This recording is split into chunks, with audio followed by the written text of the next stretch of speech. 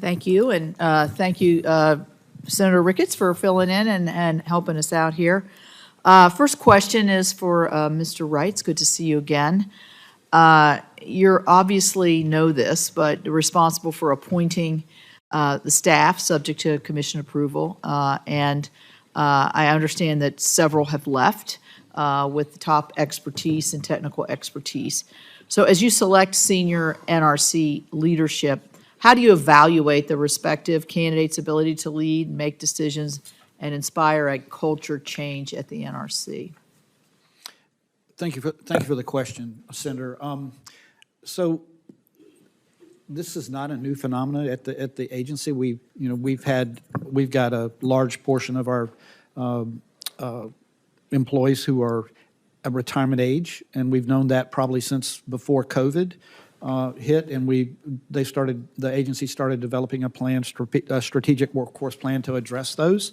The Senate helped out greatly with the Advance Act by giving us additional hiring authorities, to direct hire, and which we are using. So people are going to retire. It's going to happen. It's happened to me everywhere I've been. Running business, being a state agency head, being a mayor of a town, all those those things happen all the time. And I have to respect when somebody says they want to retire, they're doing it for personal reasons or for family reasons, and I have to honor that. Having said that, the way I learned the agency is I went out among the people. I went and walked all the offices. I learned who they were, what they did, how they did what they did, and how they supported me. I could observe them in every situation, whether they were a parent, a grandparent, a sport, who they supported just by being in their office observing. And then I got to know them personally over the last 7 years.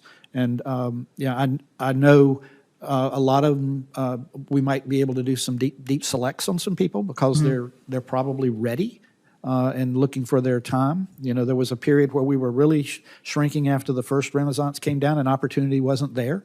Now we're going to start to grow a little bit again because of all the work that's coming, and we've got people who are passionate about what they do. And the ones who are going to stay are going to run this agency, and they're going to run it well. And I'm excited about the future, but this is a bump in the road that we're going to have to address, and we are.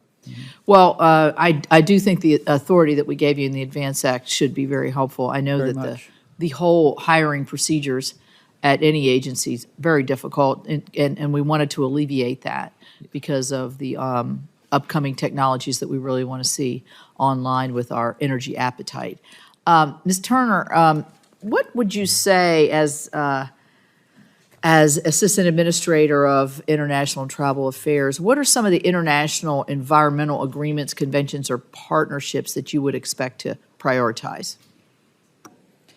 Senator Capito, good morning. I don't think I've had a chance to say that to you yet. And again, I also thank you for taking the time personally to meet with me when we met with you. That was a very enjoyable visit.